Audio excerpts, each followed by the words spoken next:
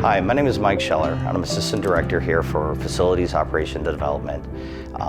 And I wanted to talk to you today a little bit about making sure that you verify electrical work whenever you are performing any tasks on it.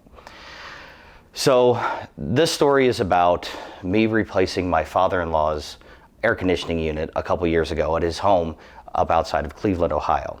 Now in doing this, I had the help of my brother-in-law, who's a union tradesman, had a great bit of help there, to run the line set through the house and things like that. So wanted to make sure that we do everything safe, that we did everything as we should.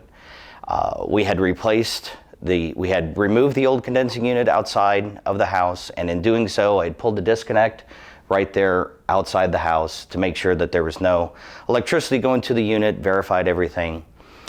We'd set the new pad, leveled everything up, and had set the new condensing unit on there. And before we were running the line set, my father-in-law comes out of the house and says, "Hey Mike, do you mind replacing that disconnect while you're at it?" Like, "Sure, Danny, that's not a problem, but this one's fine. The whip is good that leads to the unit, but if you want to replace, absolutely, I can replace it. Do you have a outside rated disconnect for this unit?"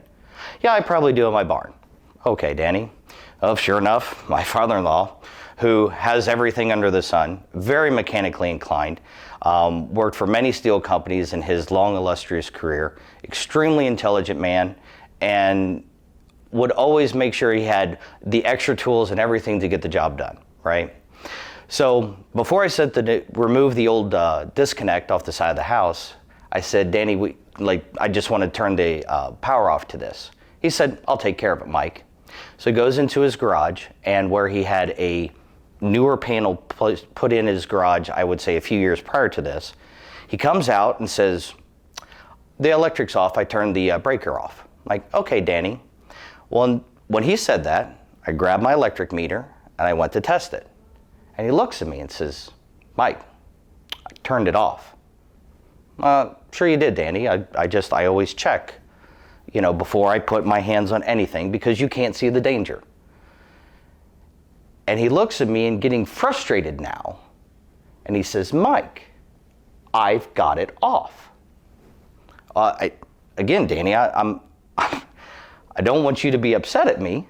And my brother-in-law is sitting there saying, "Man, this situation could get bad." But at the end of the day, I'm responsible for me. It doesn't matter what my father-in-law says. It doesn't matter what anyone says. It doesn't matter if you're at work. It doesn't matter if you're at home. You always check, period. And it's just so ingrained into me that I did. Grab my meter. As he's looking disgusted at me doing it, like I'm going to prove him wrong, and well, guess what? 240. It wasn't off. Upon seeing this, my father-in-law looked down at me and began to shake. He was very upset at himself and upset at the situation. Like, how could he miss this? And he said, "Mike, I'm so sorry. I know I got the right one." Well, we went in and checked. And absolutely, positively, the breaker that was marked as AC condensing unit was turned off.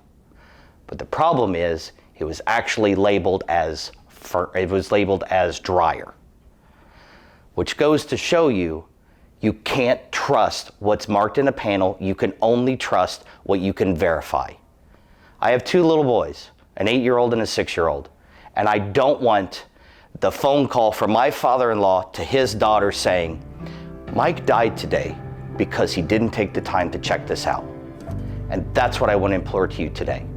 Make sure that you always check. It doesn't matter, complacency aside, whether you're at work, at home, always, always, always check.